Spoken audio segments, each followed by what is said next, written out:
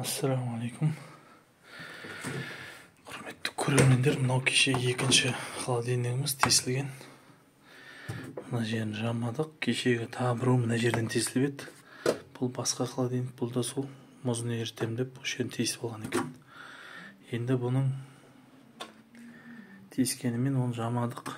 Жамағаннан кейін екінші проблема пайда болды. Ол мотор күйіп кеткен. Заклин болып тұр, китайский мотор күйіп кеткен. Енді оған бұйырса мына жақта белорусский мотор саламыз. Қазір Алла қаласа мынаны ауыстыратын боламыз.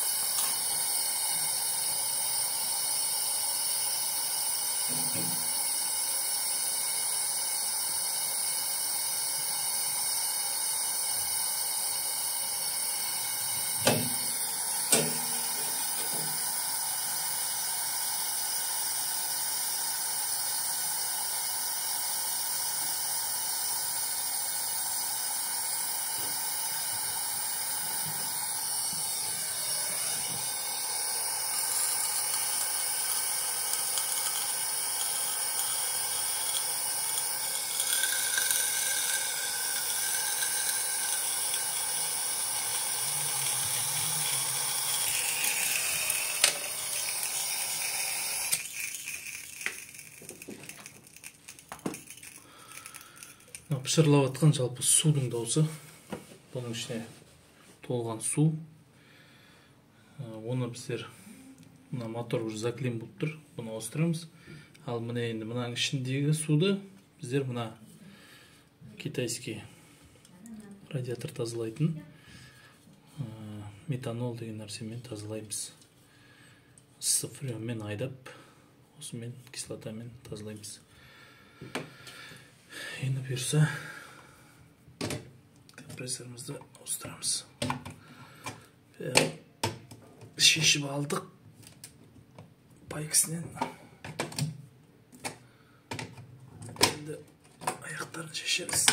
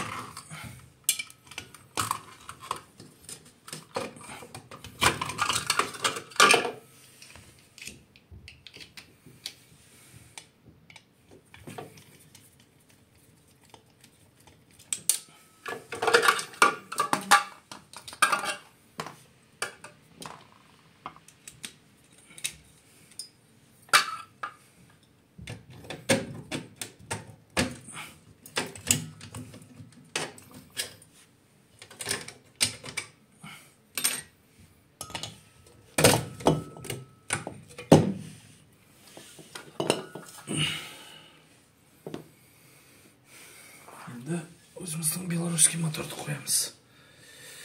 Алып келген. Бұны тексердік уже. Мотор уже жасап тұр. Енді арқайын сала береміз.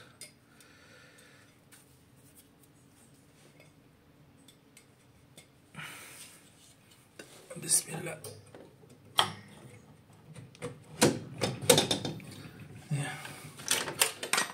Жалпы моторлардың аяқтарын бәрі заводта қандай фирма болса да тек екі размер болады. Бұл екі размерде жасап кетеді моторларға. Мысалға, мына жерде қарап отырсаңдар, мына жерде домалақ тағы да орны бар. Мынау мына жері мына шыққан мотордың размеріне дәл келеді. Яғни шамалғы бұл жерде қателік болмайды, 95%. Почти болмайды да қателік. Алған моторың дәл келеді. Кейбір фирмаларда болады. Иномарка холодильниктердің аяқтары басқашалау болады. Заземление керек емес. Заземление үйде жоқ.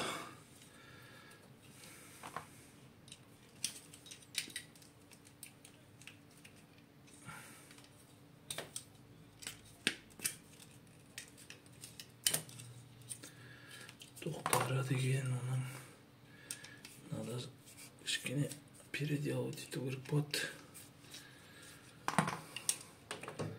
Себебі бұның релесінде тек екі штекерге орын бар. Сол үшін бұл жерде қателеспеу керек.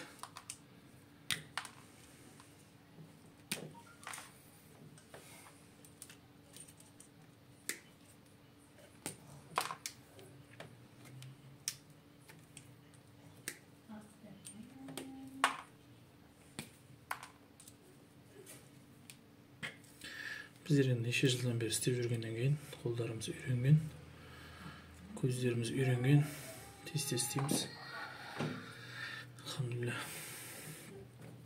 Жалпы басында түсіне алмай отыратын кездер де болған. Жалпы істеп жатқан заттарымыздың бәрін тәжірибеден өткен, ешқандай проблема болмаған. Сол себепті көріп отқан нәрселеріңізде әрқайым бола беріңдер.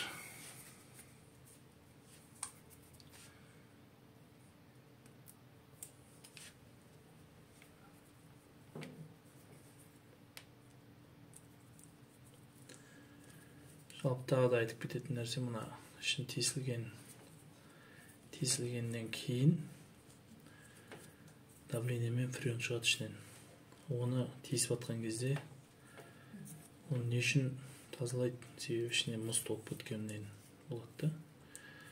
Мұз деген ол су ғой. Тесілгеннен кейін ішіндегі фреон шығып болғаннан кейін манағы су, егер де сіз тез арада манағы тесікті шама келгенше құрғатпасаңыз, онда су тартып алады қайтадан.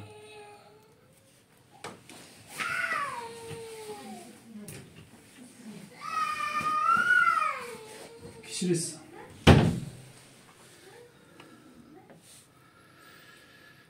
Сол суды ішіне тартып алады да, сосын барып осындай ауруларға апарады. Сол себепті шама келсе, сразу құрғатуға тырысу керек. Мана тесілген жерде су кіргізбеуге тырысу керек. Бір сөзбен айтқанда су кіргізбеу керек мана тесіктен обратно. Егер кіре қойса, онда қиындап кетеді. Осындай жағдай болады. Мотор кетіп қалуы мүмкін, тағы бір сияқты.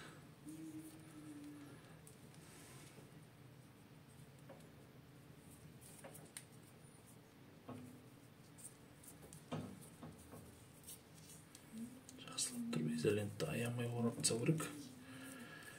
Ертең бірдеңе болмау үшін.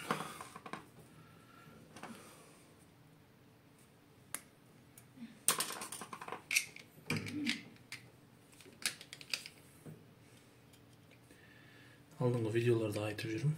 Мына моторды салған кезде, жалпы тексеріп алмаған кезіңде, обязательно міндетті түрде өзін пайкілемей тұрып, тұрбаларын пайкілемей тұрып, бір қосып алу керек. Қазір міне көзіңізше бәрін жалап болдық. Енді пайкілемей тұрып, тұрбаларын бір қосып қараймыз. Міне.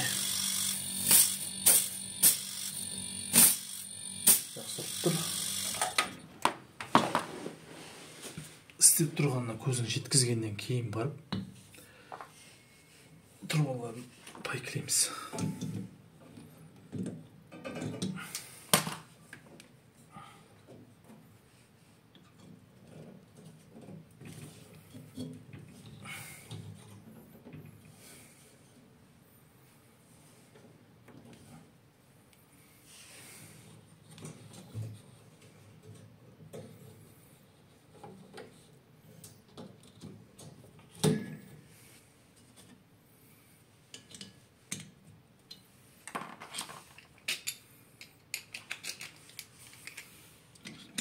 Кеңейтіп жүреді. Любой нәрсемен кеңейтіп жүреді. Вот жалпы өзінің нәрсесі мәшінімде қалып қойған.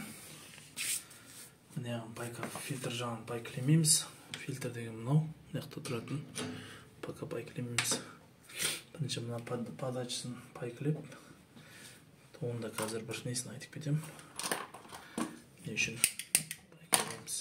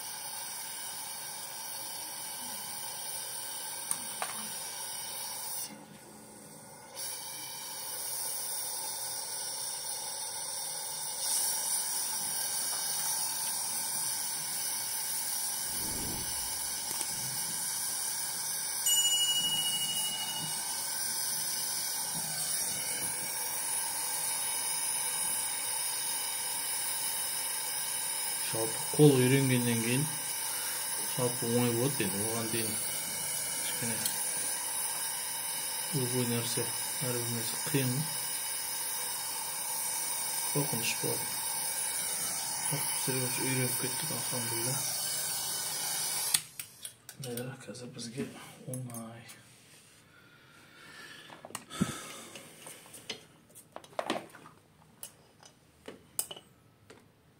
Тағы қосамыз. Манағы айтқан не үшін фильтр салмаймыз деген қазір көрсетем.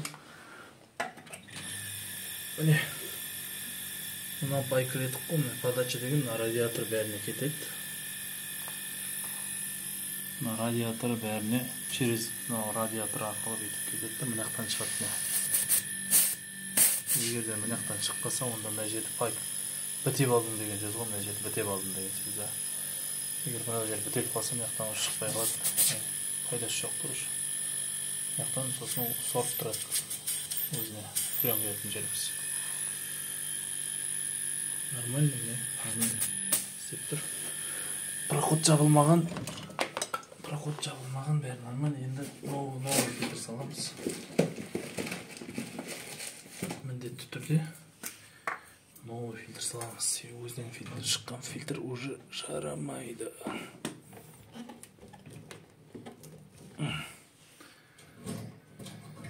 Өзінен шыққан фильтр салмаған жақсы. Салса не болады деген болса, салып қараңыз, сосын көресіңіз. Жалпы өйтіп кішкентай зат үшін приключение істемеген жақсы. салмай сразу новый қойған жақсы болады. Лишнее приключение уақытыңды алады сосын.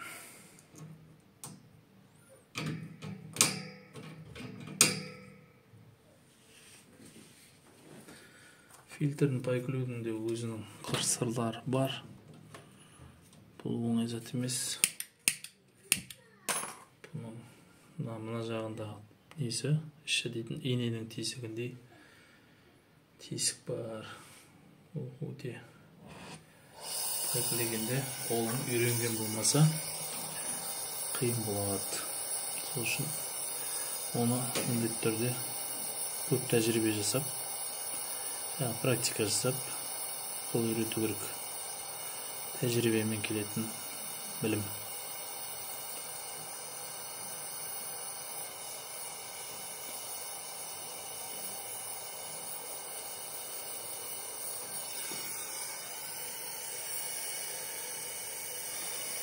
Қатты қыздыруға болмайды. Қатты қыздырып жүрсең, жабысып қалады. Болды. Тез осылай қимылдау керек. Осылай тез қимылдап үлгеру керек. Енді бәрін көз жеткізіп аламыз. Жақсы пайкіленген екеніне ешқандай күмәнді жерлер болса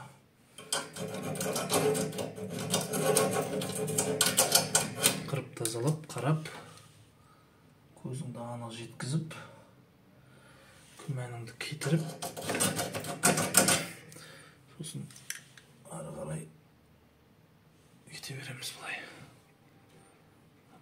Жақсы. Бәрі жақсы. Осылай бір істегеннен бәрі жақсы болып бітсе, көңілің жақсы болып тұрады.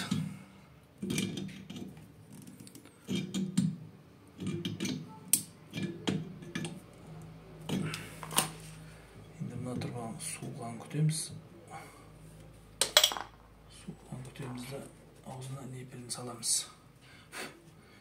Непелі болып тұрса, ешқашан пайкілеуге болмайды. Ішіндегі сальникті ертіп жібереді.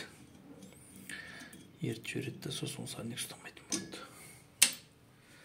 Бұны ішіндегі ауасын сорғызамыз енді. Вакуумировать етеміз. Вакуумировать етіп, ішіндегі мана кірген ауаның барлығын шығару керекпіз.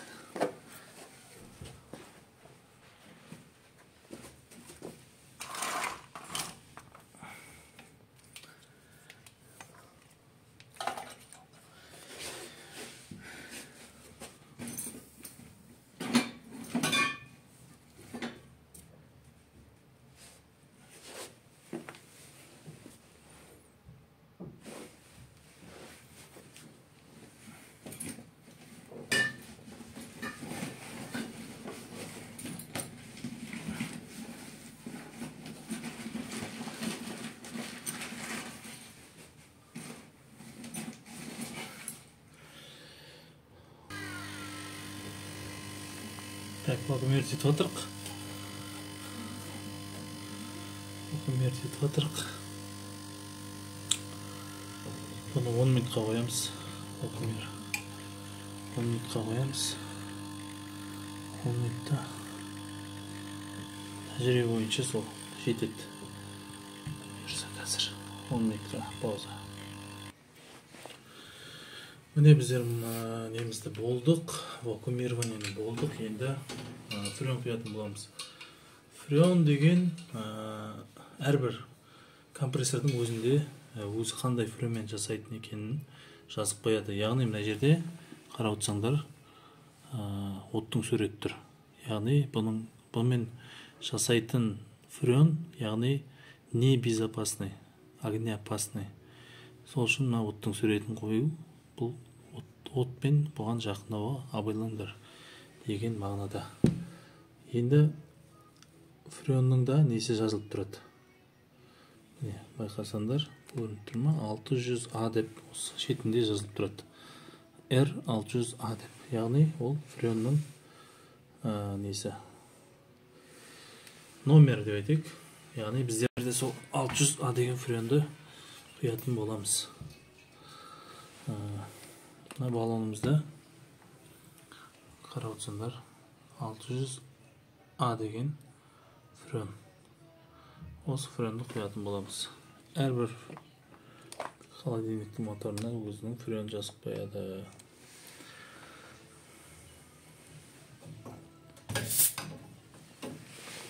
Френді құярдың алдында мына фильтр мұздай болу керек. Яғни температура, комнатный температура болу керек. Ыстық болса, ол зиян болады. Енді холодильникті қосамыз. Холодильникті қосқаннан кейін азғантай френ жібереміз. Холодильникті қоспастан бұрын. Содан кейін холодильникті бисмиллах деп қосып жібереміз. Кетті. Ал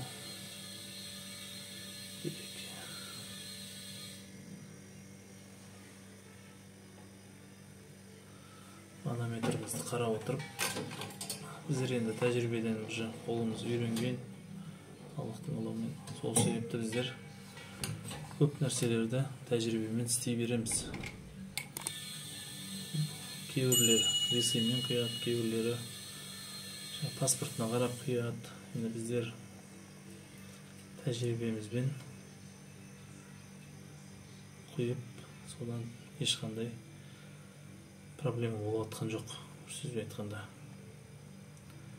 проблема болған жағдайда келіп қайтадан доливка жасап кетуге болады. Бірақ соңғы жылдары ешқандай проблема болған емес. Оған да Аллахқа мақтау болсын.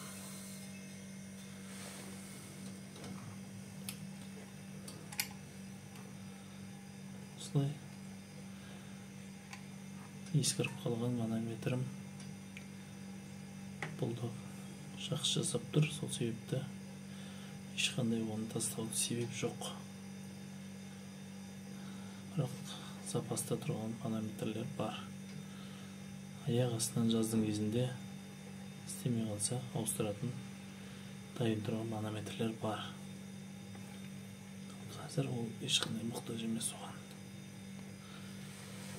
Френді құйып отырып, мына тұрбаларын ұстап қарап отырамыз.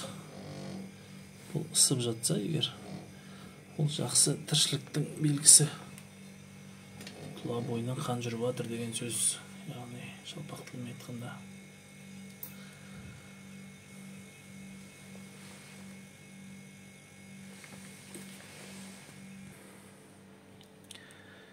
Міне өзіміздің наклейкамызды жабыстырдық. Бұны жалпы босынан босқа жабыстырып жүрген жоқпыз.